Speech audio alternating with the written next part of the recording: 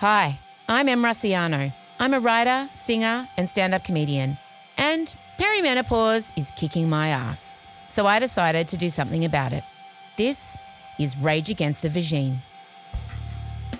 Ever walked out of a doctor's office feeling brushed off, told to lose weight, that you're too young to be going through perimenopause? Just take an antidepressant. Well, then this episode's for you. And no, it's not a GP bashing hour.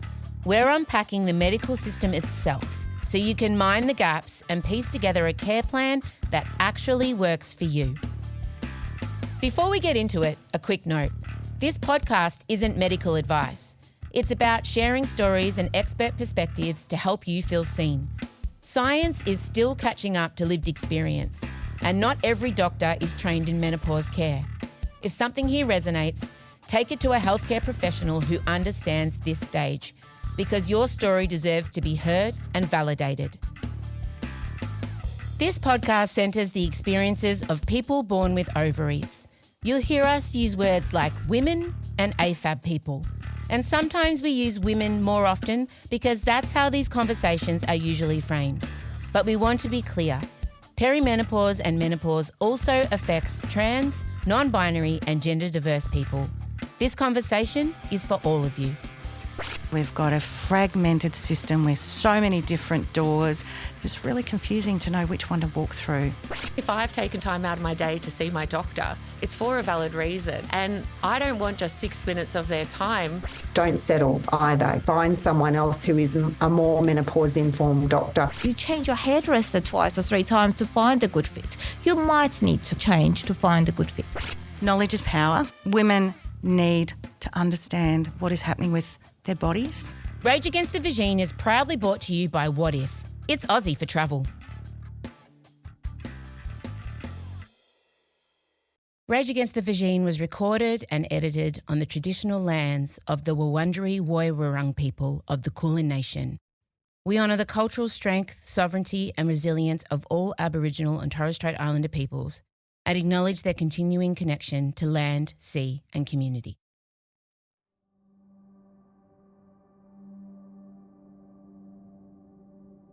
Today's episode of Rage Against the Vagine starts with an email I received from a member of the Rage Committee. Hi Em, I'm 36 and have a 4-year-old and a 2-year-old. In November last year, I got my monthly period and it just didn't stop. It was heavy and every day for 78 days. It finally stopped, but only for 4 days and was then back again. It's been a hot mess ever since. I was filled with this new kind of rage that I have never felt before. It was like a deep rage that lived inside of me and was at times all-consuming. I all of a sudden wanted to kill my husband most of the time, and I was ashamed of the mother I was becoming to my 2 young children. I was not sleeping well and having night sweats. And after spending all of our savings on an ultrasound, which was all clear, my GP then gave me a referral for a gynecologist. I then went on to the 3 months wait list. Lucky there was a wait list as I could not have afforded the appointment any sooner anyway. When I finally got in to see the gyno, I told her everything that had been happening. She handed me a tissue and waited quietly while I stopped crying and then asked, "Do you have any friends?" Then without waiting for an answer said, "Because all these things are so normal, and I think if you found some female friends and talked to them about this, you would find it's just part of being a woman. And even more so with young kids, having babies and breastfeeding does this to you."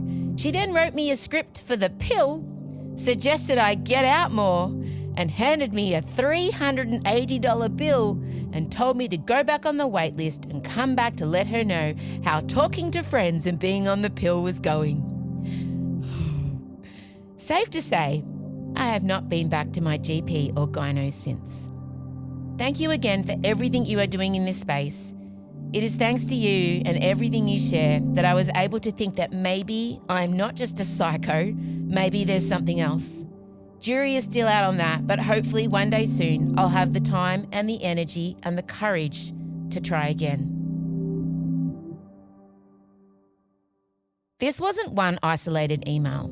It's actually one of many. Too many. The dismissal, the gaslighting, the misdiagnoses you've all experienced is so heavy and exhausting. And what's worse, so many of you have been dismissed so many times, you've lost the energy or the confidence to keep pushing for answers. And some of you just can't afford to. And that financial stress is real. Paying $300 here, $400 there, only to be brushed off, it's not just draining your wallet, it's draining your hope. I want you to know we heard you. We sat with your stories, sometimes through tears, and we didn't keep them to ourselves. We shared them with the doctors, researchers, advocates, and politicians we spoke to in this series, and they heard you too. Because this is bigger than one GP or one gyno. This is a system failing women and AFAB people over and over again. I don't seem to be able to get any help. My GP doesn't believe me. He asked me a bunch of questions and then said to me, I think you have depression. Well, you're 46 or I'm now 47. It's just that time for you. She offered me an antidepressant and also told me that I was overweight. Now, if I lost weight and took an antidepressant, everything would be fine. I was completely dismissed. Completely. Here's Dr. Hannah Chapman, a perimenopause specialist from Tasmania, on how most finally end up in her clinic. I would say about 75-80% first of all have been told they need to come in by a friend or another woman in their life. Tell me. Which is fantastic, I think. Women are really uplifting and empowering other women. And I would also say definitely more than 50%, probably between 60 and 70%, have already had some kind of unsuccessful help-seeking experience, unfortunately, with a GP. That's unacceptable. Yeah. No, it truly is, isn't it? Yeah. And it's hard. Like, you're a GP. We're not GP bashing. GPs, although you are all not a monolith who think the same things about all of health, GPs all get lumped in together, but you're all so different in your approach and your special interest topics. And it's a really hard job, general practice. And I haven't done the full scope of general practice for quite some years now. And the more that I narrow my scope, the more satisfying I find my work. I love hearing how you all lift each other up, sharing resources, the GP who finally listened, a protein hack that worked, or even a podcast you shared. Not so subtle hint. Have you shared this? Can you maybe pause now and go send it to 5 people who need it? And one of those people better be a cis-het man. But Hannah's story points to something bigger. To get help, you need to know the system you're walking into. And one of the first realities is that most doctors were never trained in perimenopause. Because I hadn't even heard the word perimenopause. As a doctor? No, not really. Get no. out. In medical training, did you ever hear the term perimenopause? No. How long did you spend studying menopause in a medical training? How long? How many years? How many days? How many hours? Yeah. Did it come up? I'm not sure. I guess we must have talked about menopause because I remember learning about FSH going up. I'm not sure. But if I said, how long did you spend on babies? You know that you spent time on babies. That's right. She knows. I'm not sure is the most chilling answer yet to medical. How much medical training did you do on menopause? I'm not sure. Right. Okay. So that's wild. It did come up in general practice training briefly. Yeah. Did peri though? Nah. No. That feels like, is it a new term? It is. Yeah, right. Okay. So this could be why it's not always embraced. No, Dr. Hannah, it most certainly is not always embraced. And I get it. If you weren't trained in it and your patient stayed silent for years, there was never a big push to upskill at the GP level. But that's changing. With every conversation and every time we speak up, we shift the demand. And that demand can influence the supply. Dr. Nicole Higgins weighs in. Look, keeping in mind, I did my medical school 30 years ago. And no, not at that time. GP training now. Yeah. Yeah, there is a lot more in there. And the thing is, the onus is also on us to keep up to date. That's the thing. What's the drive for a dude in his 50s who's a GP to upskill on menopause, post-reproductive health? Well, especially if they're not seeing a lot of women, that's the other bit, or it's not the bit of interest. Yeah. But as a woman who is, as I said, lived experience, hell yeah, that's actually my core business is at the moment. Find a doctor who makes it their core business. The goal isn't just to find a doctor, though. It's to find a perimenopause and menopause-informed doctor. I'm lucky. My GP, Dr. Jamie, came on the journey with me.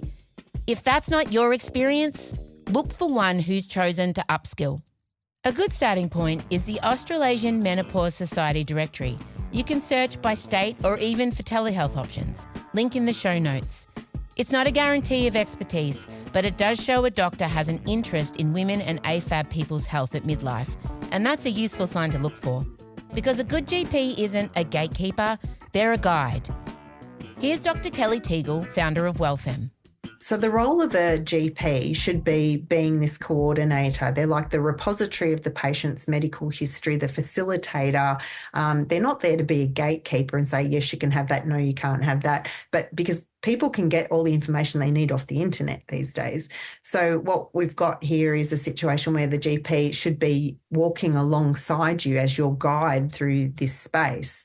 But also coordinating that multidisciplinary care. So I think, gold standard is where you can see this menopausal woman and you go, right, she would really benefit from seeing a psychologist and a pelvic floor physiotherapist and a dietitian, maybe an exercise physiologist, whatever. There's all these other types of allied health providers that have a really important role to play in management of peri and menopause.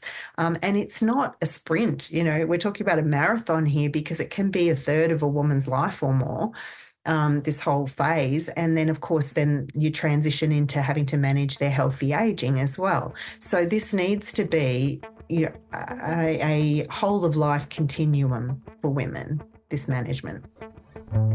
That's the dream. A GP walking alongside you, guiding and coordinating the care you need. But here's the thing. Finding a menopause-informed GP you trust is only half the battle. Because the system itself is under huge pressure and it's designed around short consults. I promise to get into more clear tips about how the you get help, but I think it's really important to understand the systems we are operating in so you know how best to navigate them. Because time is not on our side, Dr. Kelly explains. The way Medicare is structured is it's very time-based. So for a GP doing a consult, you've got these brackets of time. So anything up to 6 minutes and then a 6 minute to 20 minute and then a 20 to 40 minute and a 40 to 60 minute and then anything over 60 minutes. So these are like how it's chunked up. You heard correctly, 6 minutes. 6 minutes. Dr. Yvonne McCartney from Menopause Health Geelong sees you. Certainly if I've taken time out of my day to see my doctor, it's for a valid reason. And I don't want just 6 minutes of their time. And God forbid it's something like giving me results that I have breast cancer. And like, you have breast cancer, marinate on that, book another appointment, and then we'll talk about what that means. And then book another appointment, then we'll do the referral. No, and it's a known fact that female GPs earn less because they spend longer with their patients. And their patients are better for it. They have better health outcomes if you have a female GP. Is that true? That is true. Yep, and a female surgeon. Really? Yeah. That's so interesting. And is that because you take the time? In general, I know we're generalising, and I know we're not saying that all male GPs. It's not all. I work with fabulous male GPs who absolutely support their patients and do wonderful things for them. But when you look at the statistics, that is what it says. And then something like perimenopause, menopause takes time. An initial consult with me is 40 minutes because I want to get to know you, but also the breadth of symptoms to make sure we're sort of not missing anything, and then the impacts of those symptoms. What's your family history? Is there cardiovascular disease? What's your bone health? Have you had a past history of said 90s eating disorder? Because that's what it was. 6 minutes? There's a lot in that, including a whole other conversation about what this time-based model means for gender equality in general practice. Trust me, it boiled my blood. But for now, here's the point. every GP is working in a system that didn't train them for post-reproductive health and that rewards speed over quality care. And now, a new development.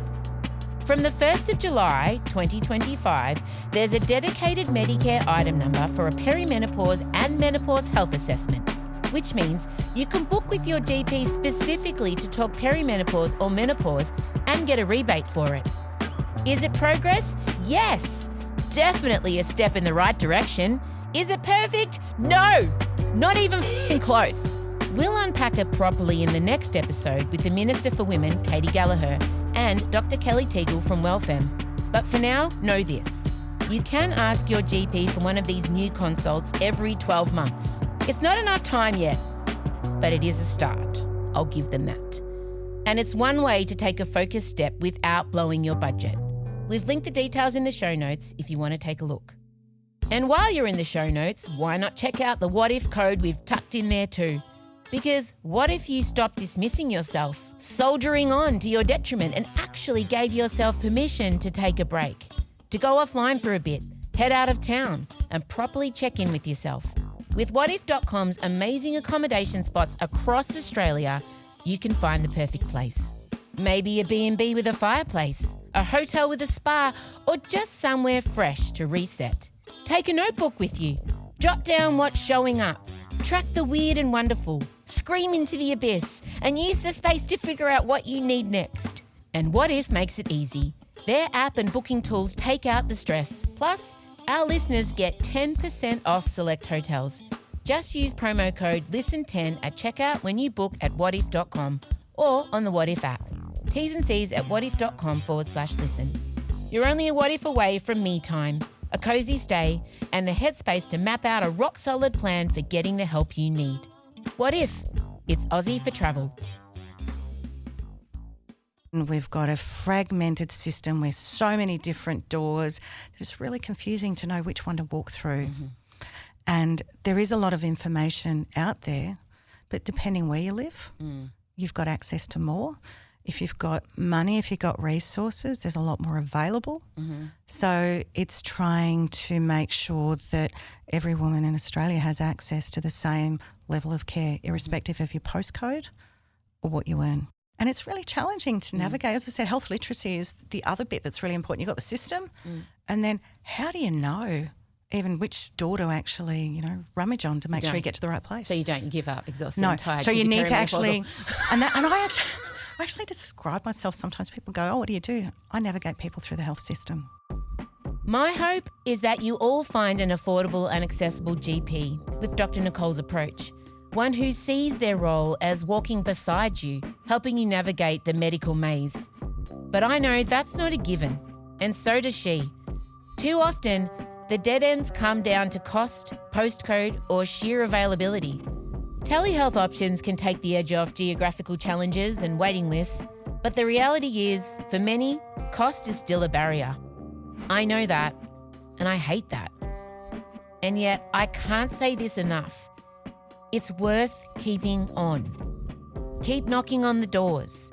Keep building your health literacy, like Dr. Nicole said. Know what options exist and back yourself until you're heard.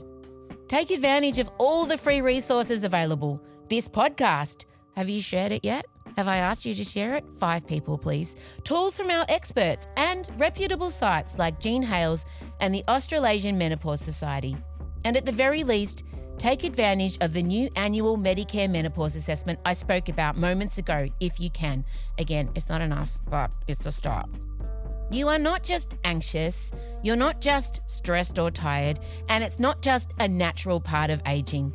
Extreme weight gain, fatigue, mood swings, frozen shoulder, bleeding gums, sore ears, these are not things to just dismiss. Managing your symptoms so you can live well isn't vanity, it's fucking valid and your basic human right. And as every expert we've spoken to has reminded us, perimenopause symptoms overlap with so many other conditions. That's why it's important to pay attention, rule out other causes, and not cop being dismissed along the way. Let the record show, I'm not saying you should panic at every new twinge, but I am saying notice, track, and advocate for yourself. One of the most powerful reminders of this came in a message I received while making this podcast from a woman who thought her symptoms were just menopause. Hi, Em. I thought I was in perimenopause and had all the symptoms. It wasn't until I was due for my pap smear that I was diagnosed with stage 1B3 cervical cancer in December. There is so much to discuss around this with women going undiagnosed because at 44, we just brush it off as the meno. But I was about 6 to 12 months from bypassing straight to stage 4. I just think it's a really strong message that supports your pod about listening to our bodies and staying up to date with regular PAPs. I was so lucky and feel so fortunate I caught it when I did, and I don't even care that I'm in full medically induced menopause. So on one hand, putting symptoms down to just aging can mean missing when something else needs attention. On the other hand, as Dr. Hannah is about to show, the medical system often leaves perimenopause out altogether or treats each symptom in isolation, missing the bigger hormonal picture because it doesn't fit neatly into a diagnostic chart. I met a patient recently who had been admitted to the psych ward and had several rounds of ECT for her treatment-resistant depression, and only following that had someone tweet that maybe hormones would also be useful. Are you with electric shock therapy before they tried hormones? No, great. That's great. That's really good. How old was she? Like early 40s? Early 40s. So possibly told too young. There might have been another reason that she was not bleeding. Got it. And Oh, it just gotcha. Didn't, wasn't thought of. I think there's a system in medicine at the moment that does tend to kind of pigeonhole what we do. And really, I feel like hormonal medicine and particularly knowledge of perimenopause is something that anyone who sees women, it really should be taught across all the specialties in a way. That is shocking. And it's not an isolated incident. And it's women and AFAB people who pay the price for these blind spots. The dismissal, the gaps in awareness, the lack of joined-up care that sees you sent around to separate specialists that treat their part in isolation. We heard from so many on the Rage Committee, the best their GP could offer was antidepressants or a terse instruction to lose weight. And don't get me wrong, weight management is valid, often critical for long-term health. The issue isn't the advice itself, it's how it's delivered. Too often we hear stories of it being dropped without support, without empathy, and sometimes with judgment. And when that happens, instead of helping, it just becomes another dismissal, another barrier to getting the care you actually need. Associate Professor Nellie sees this all the time. It's the obesity stigma. Yeah. And it's the stigma that goes around with people living in larger bodies. Yeah. People with larger bodies are discriminated in multiple levels, and that's very much shown by research, very much shown.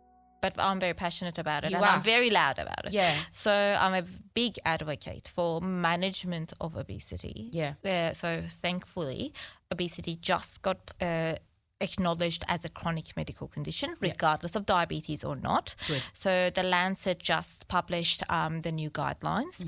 BMI is not the guideline anymore. We are looking at people at all shapes and sizes. Nature just published an article showing that our fat cells have this inbuilt mechanism, regardless of everything else, that after a certain weight, this mechanism turns on and you are destined to go back to that certain weight, even if you lose the weight, because that's our defense mechanism. That's our survival mechanism. We were supposed to be living in a cave and go hunting. We were not supposed to have a fridge. First of all, I'm a big advocate of treating early, because when we get to that level that the cells turn on that mechanism, then it's already changed into chronic disease. So if we go by guidelines of a BMI above 30 or a BMI above 27 and 2 medical conditions, it's already chronic disease, and they will be stuck on medication for long term. So what we need to do is we need to reverse the cause if we can, and also treat it early. When a woman comes to us, or a man, doesn't matter, with an extreme abdominal circumference, the waist to height ratio is above the targets, and we're seeing it very clearly, why should we wait when they would respond?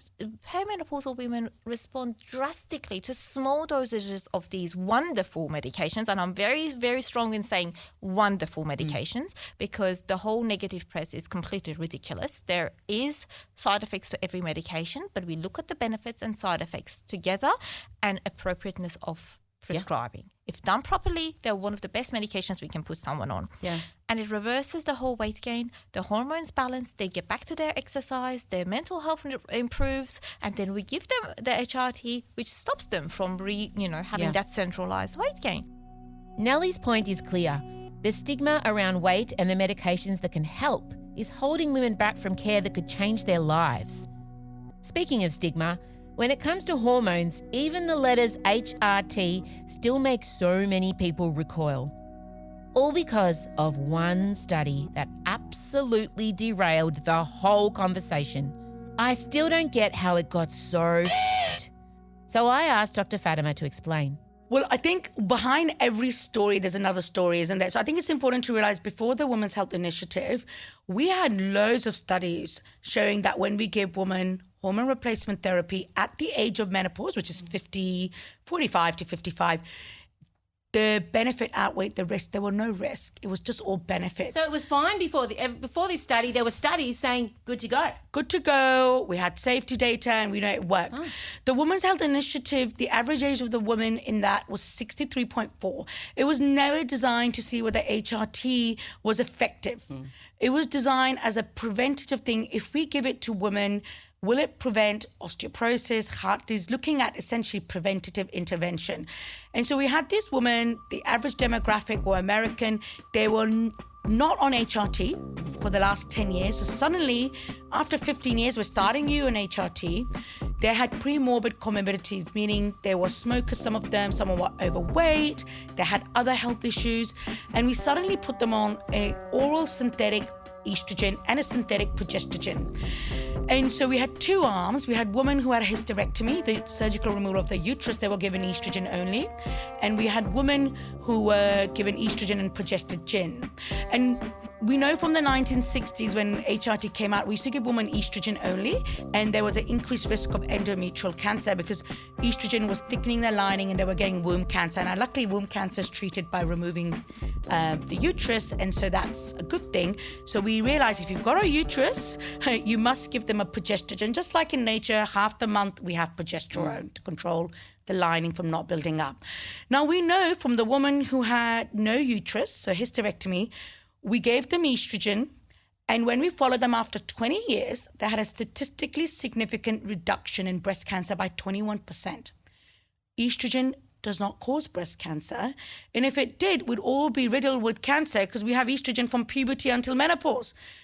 Breast cancer incidence goes up over 50 in the post-menopause era, when we are post-menopause. So let's connect the dots. Now, the woman who had a uterus were given something called Provera, which is a synthetic progestogen. It's very good at controlling the bleeding. So the intentions were right. They wanted to give something that was strong so you don't get endometrial cancer. But on the breast is what we call proliferative. It grows the cells.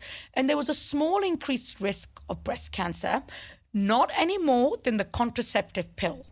Are you joking? Yes. I don't have my infographic. I should have bought it. I believe you. So if I took 1,000 women between 50 and 59, 23 women will get breast cancer. That works out as 1 in 7 women. If I gave them contraceptive pill, there'll be 4 extra cases. And if I gave them the combined HRT, the older type, there'll be 4 extra cases. Same. And this is considered a rare increase, according to WHO, which is the World Health Organization. So it's not like, oh my God, we need to counsel women. We're not going around telling women, oh my God, your contraceptive pill is going to give you breast cancer. So how did the PR get it so wrong? What latched onto that? Like, it's terrible. The way they delivered these findings, and it's negligent. What happened?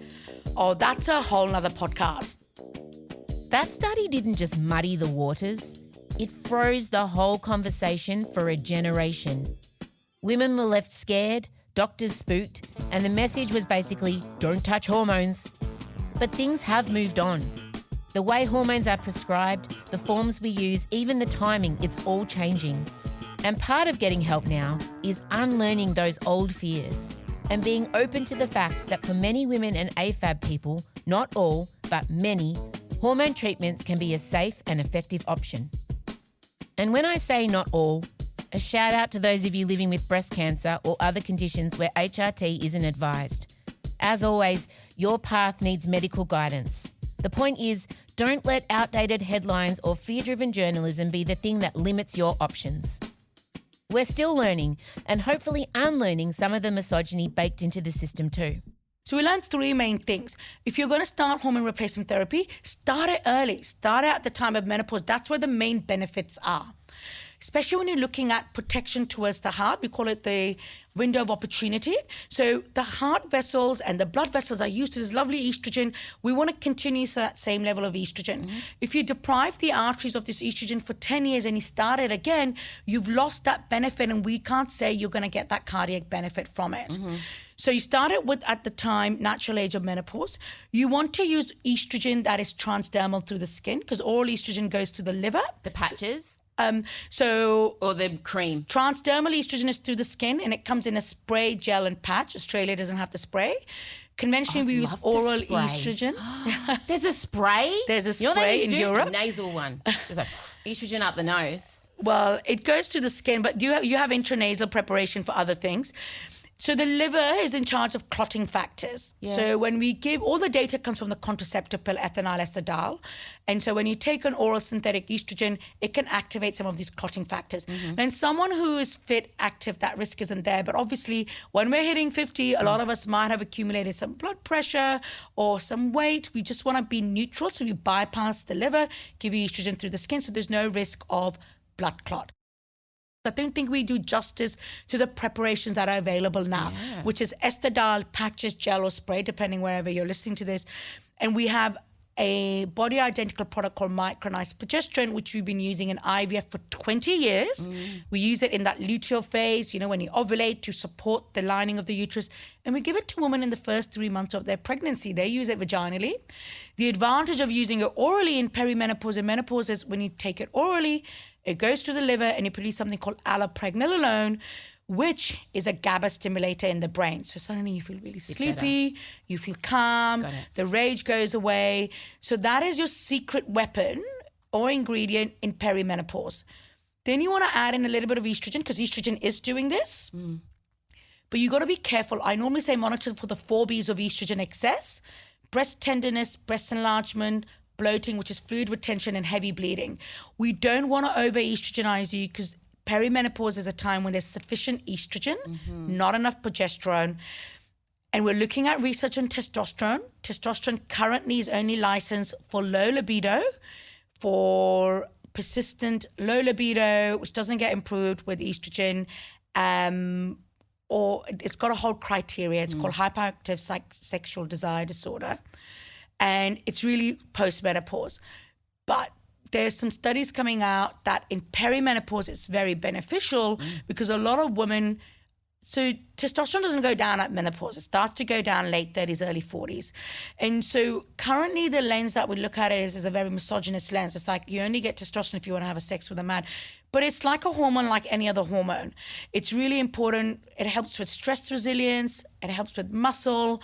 It helps with feeling a lot more emotionally regulated. It helps with endometriosis.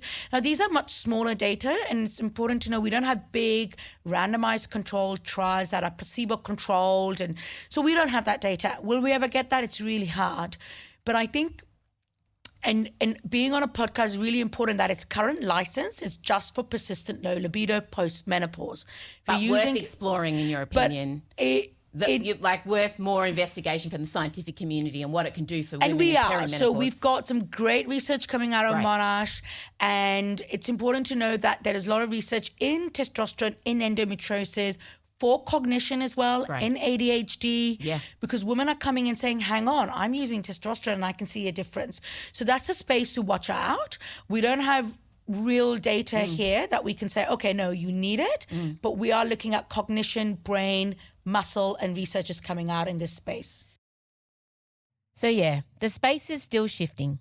Hopefully one day our access to hormones won't be tied to whether we want to have sex with a man, as Dr. Fatima so aptly put it. The science is constantly evolving, and what works can take some trial and error to figure out. And I know that firsthand. My own hormones took a long time to even start sorting out. And honestly, I'm still working it out. And talk about science shifting. While we were making Rage Against the Vagine, new studies came out on progesterone intolerance in neurodivergent people. So I went back to Associate Professor Caroline Gurvich, clinical neuropsychologist and head of the Cognition and Hormones Group at the Monash Her Centre, to explain.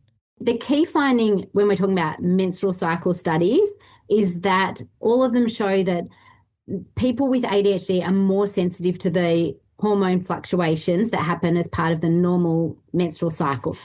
And it seems to be in the luteal phase that people experience either an exacerbation of their ADHD symptoms, or they might experience more emotional symptoms during that phase, or they might say that their stimulant medications are not working as well during that luteal phase. So with the menstrual cycle, it's often broken up into the follicular phase. So you have your menstrual cycle, your menstruation or your period, and then the first half of your menstrual cycle, follicular phase, up until the time you ovulate. And then the second half of your menstrual cycle is called the luteal phase until you menstruate again. And in terms of hormone levels, in the follicular phase, you have higher levels of estrogen. And in the luteal phase, you have a small peak in estrogen, not as high as the follicular phase. And then you have this peak of progesterone. And so the theory is perhaps people are more sensitive to progesterone, or it might not be progesterone itself, but it might be some of the metabolites that are downstream from progesterone. So whatever symptoms people might experience anyway, or characteristics they might have as part of their ADHD spectrum, it gets worse. So it might be less ability to use their executive function, so less ability to kind of regulate, to plan, to organize, or it might be less able to control impulses or more hyperactive behaviors. So it's still the same spectrum of symptoms, but they seem to be exacerbated. But on top of that, it seems that people experience more emotional symptoms, so more emotional dysregulations, or I should say less able to regulate emotions. That seems to get a bit worse. So people talk about more emotional symptoms as well as more ADHD symptoms. Ah, great. More heightened symptoms. Nah, good. I was hoping for that. Look, it's not ideal. What can we do about it? We can't really say what types of hormones are going to be most beneficial. It's probably very individual, and I think we're behind in our research in terms of how hormone use has an impact on ADHD symptoms. And there is, anecdotal things like some people report benefits, some people don't, but there's really no blanket research. So we can't really make statements about what hormones are going to do if we take them externally to ADHD symptoms. And that's an area of, I think, a really important area of future research.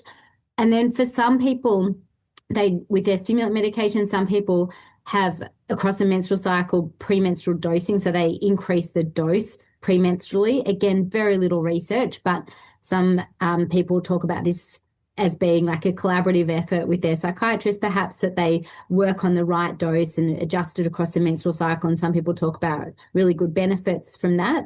But I think a starting point before adding in, hormones or medication or anything is just identifying for each person, is this occasional exacerbation in my symptoms or an increase in emotional dysregulation, is there a pattern that aligns with what's going on for me hormonally? So it might be, if someone still has a regular period, it might be using a menstrual cycle app or something like that to see whether there's any kind of relationship between their ADHD symptoms, their emotional symptoms, and what's happening to their menstrual cycle.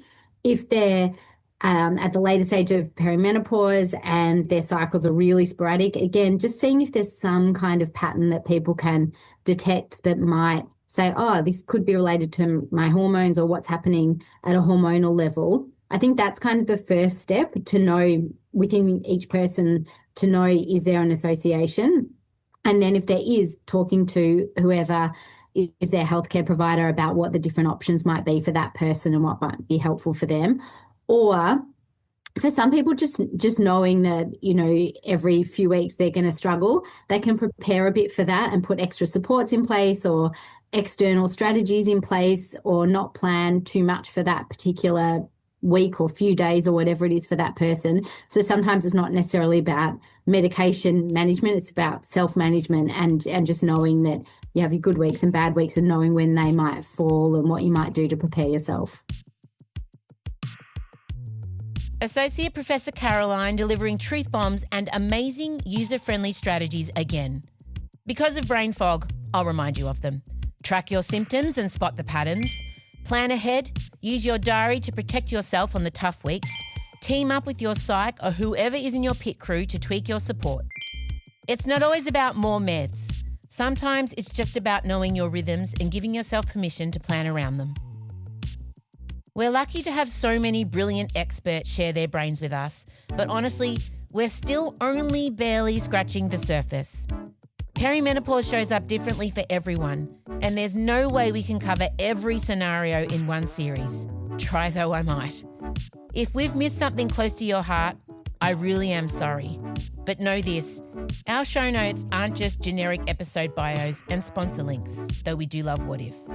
They're a living resource we'll keep updating with new research and credible tools as this space evolves and our experts share with us.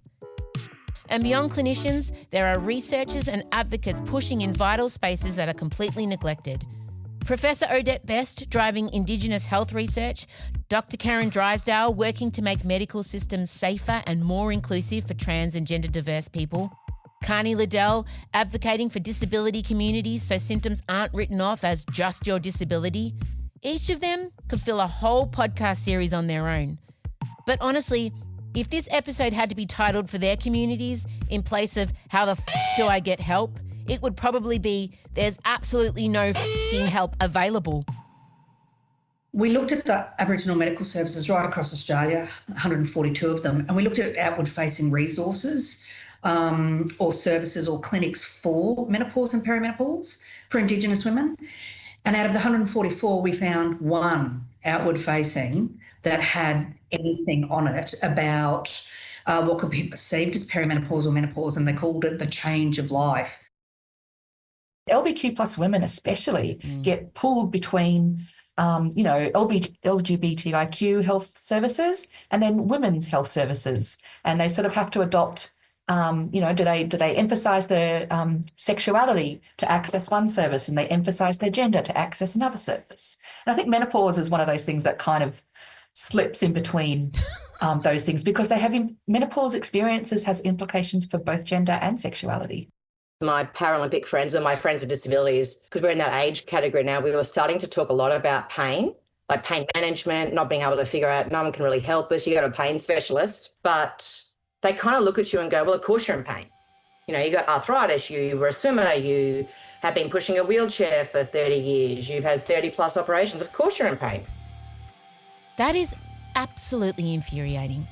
And that's why it matters that we don't just nod along. We keep educating ourselves about these gaps, and we show up as allies. Listen, share, advocate. These voices matter. So find a good GP, book a long appointment, go in, be open, be honest, and you might need to change. You change your hairdresser twice or 3 times to find a good fit. You might need to change to find a good fit.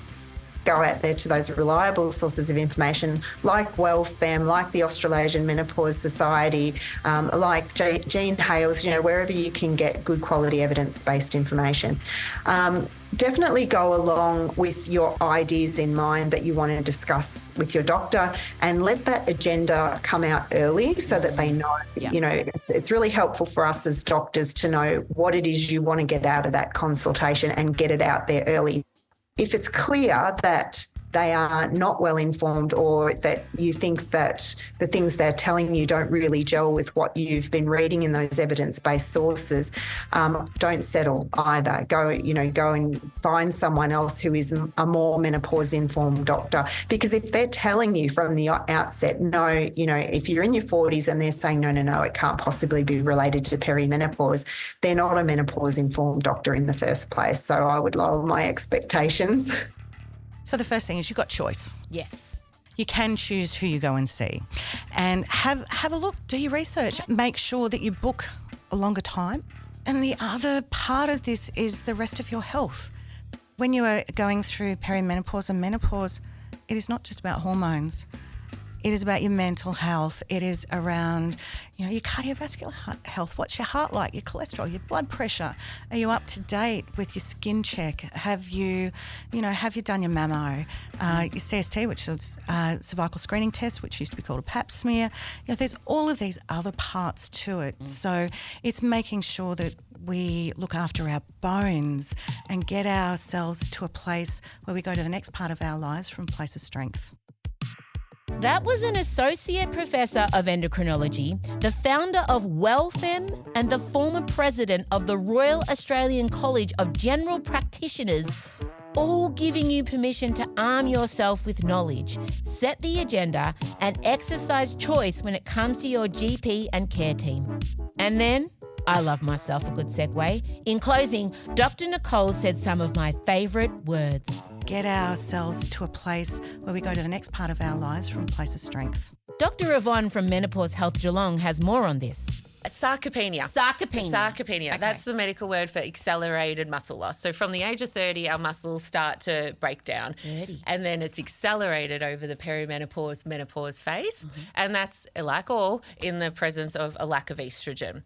And so what happens is women stop moving. And when you stop moving, it becomes harder, and then it's harder to start again.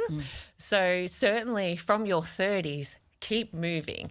Unfortunately, our muscles are lazy. If they can switch off, they will switch off. They will let that skeleton carry around your body, and all your weight is getting down onto those joints, and then the muscles are the scaffolding, so that keeps the joints nice and steady.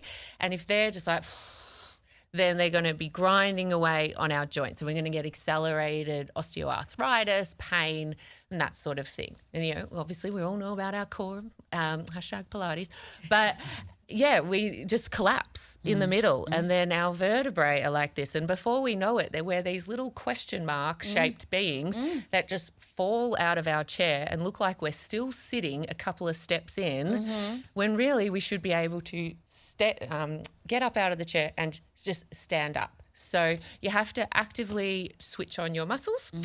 From a functional point of view, it will reduce your falls. It will enable you to do all your dreams in retirement. I think I said on my post once, if you want to walk the streets of Europe, you've got to have muscles to navigate those cobblestones. Otherwise, you're falling over. Doesn't have to be stabilizers. Yeah, absolutely. Because I think when you say maintaining strength, a lot of people think, I'm not ready to go to a gym. Yeah. I'm so far away. I felt like I don't go to a gym. I needed pre-gym. I needed somewhere that was a pre-gym to get to gym. Yep. It's a good idea to open pre-gyms. Actually, I'll call them pre-gyms. That's a genius idea, isn't it? Pre-gyms. Copyrighted. Any investors listening, hit me up. But seriously, gyms are intimidating. It took me ages to be comfortable in the strong room. Yes. Leave that in. But look, anyone who knows me knows that strength training was a game changer for me in perimenopause.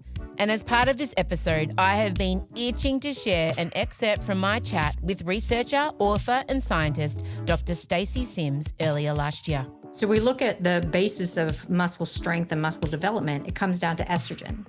So we look, estrogen's responsible for how fast our muscles contract. It's responsible for signaling muscle protein synthesis to build that lean mass. And it's also responsible for kind of maintaining bone and muscle and that whole neuromuscular integrity. So when we start losing estrogen or we start having fluctuations of estrogen, I tell women, look, we have to look at an external stress that's going to make our body respond the way estrogen used to help it respond. So if we look at exercise is an external positive stress. Initially, it breaks things down and causes all these crazy signals, but in a good way, because then your body's like, I know what that is. I need to build some more strength. I need to build some more muscle. I need to use more fat as a fuel. So it creates this adaptation. So if we look at strength training and the kind of strength training that women who are 35 plus should do, we're taking kind of a page out of the power-based, like the power builders and Olympic lifters, where we're going really low reps and heavier loads. because we don't want what we call metabolic response. So that's when you go and do like 20 reps to fatigue and you're like, ooh, I feel that burn, and your heart rate comes up. That's really just breaking down your muscles. It can cause a little bit of strength, but not really. But when we're looking at lifting those heavy loads with lower reps, it's all central nervous system. So we're now telling our nerves that we have to have really fast nerve conduction down to that muscle. Do yourself a favour and listen to the full episode with Dr. Stacey Sims. The link is in the, say it with me, show notes. I know, I've gone on and on about it, but they're really good. Go and read it. My producer Tara put her whole life, soul, everything into it. Show notes, people. I know I sound like a broken record about personalised care, but it matters. And yeah, I've been really lucky. I got a progressive, high care factor GP and the means to access one of Victoria's few endocrinologists in my pit crew. That's privilege, and I know it. Not everyone can afford basic healthcare, let alone unlock private programs, fancy retreats or endless supplements. And some of you can't even access hormone therapies due to pre-existing conditions. But there are free and low-cost things that can still move the dial. I'll share some of mine, backed by our experts. So alongside arming myself with knowledge, here are the lifestyle changes that worked for me. The first one was just moving my body, getting stronger with a weights program tailored for me.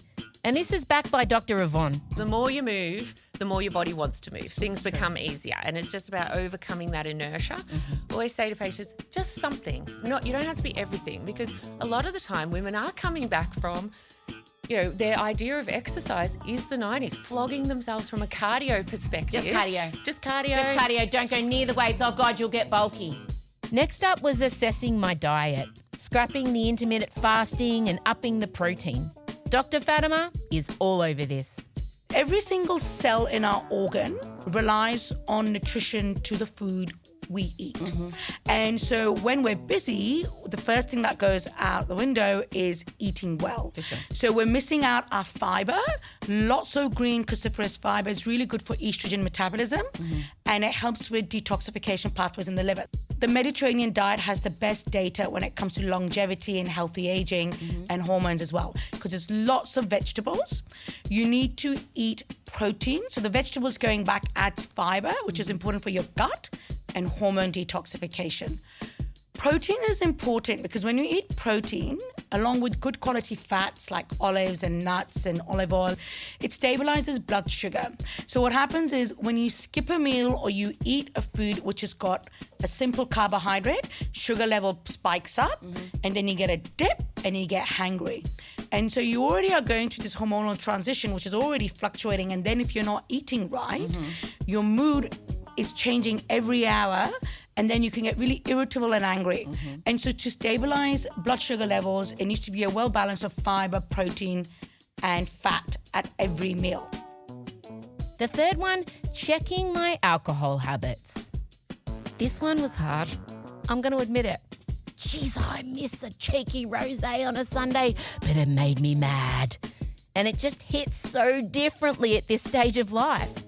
And if you've been leaning on a glass of wine to unwind, guilty. Why am I attacking myself? I see you, because yeah, I did this too.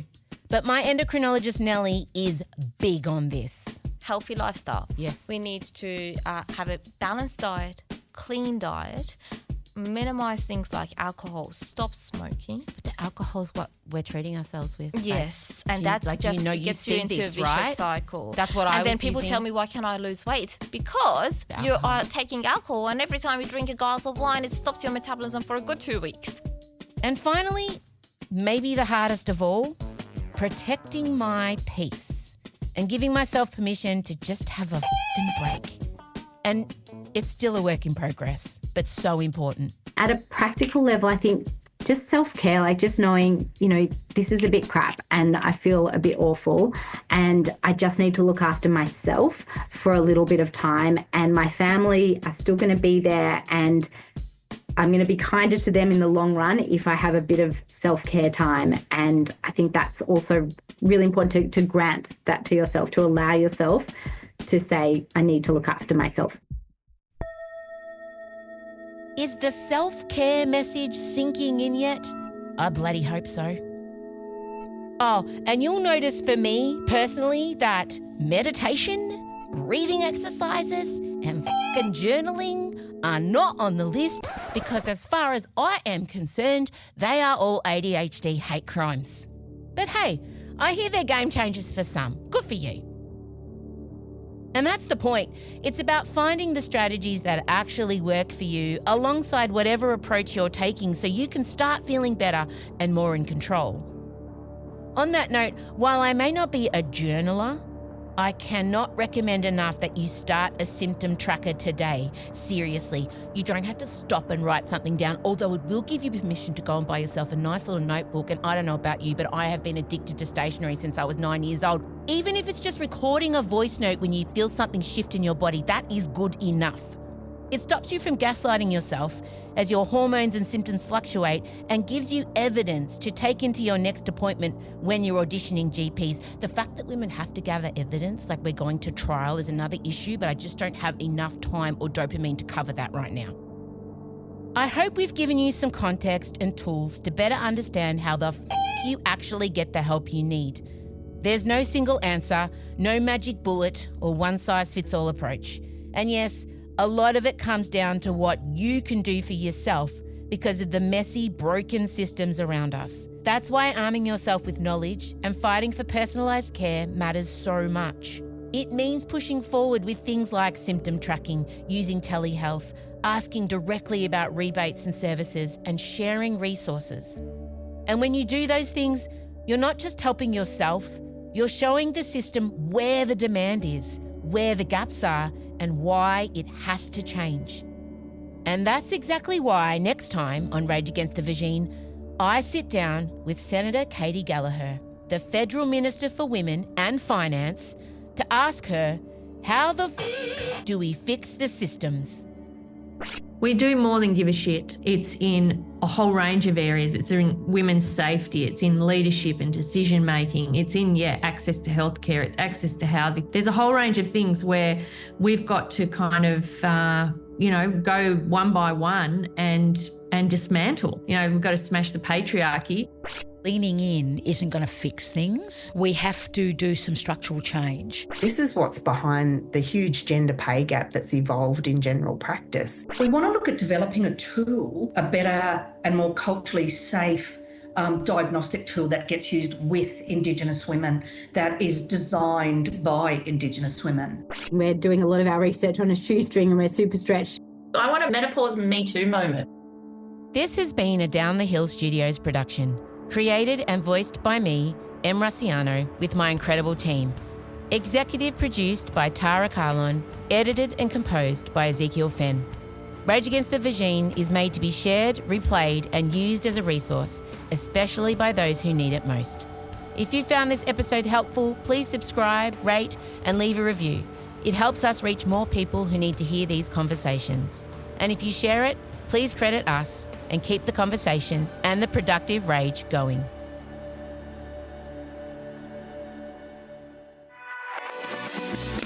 Release the rage with Emsolation. What a tease! Woo! Get even more Em Rusciano. I've been auditioning gynecologists for the girls. Auditioning by going to them themselves? I haven't literally been going in and saying, here you go, here's one that's at ground zero. What can you do for it? And her best friend since she was 11, Michael Lucas. I do not think it's the best soundtrack ever. Frozen 2 is the superior Disney soundtrack. For me... Beauty and the Beast. No. Oh, I was wrong. Has to be The Little Mermaid because... I see you. Part of your world... unmatched. But then also, Poor Unfortunate Souls. Untoppable. Under the sea. The opening number, Fathoms Below. The Triton, great father who loves us and names us well. I mean, you can't beat that. Another brilliant number. Les poissons.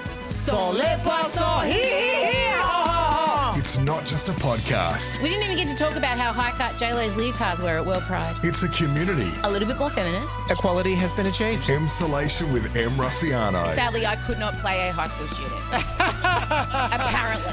That's certainly not what I think. Every Thursday on your favourite podcast app.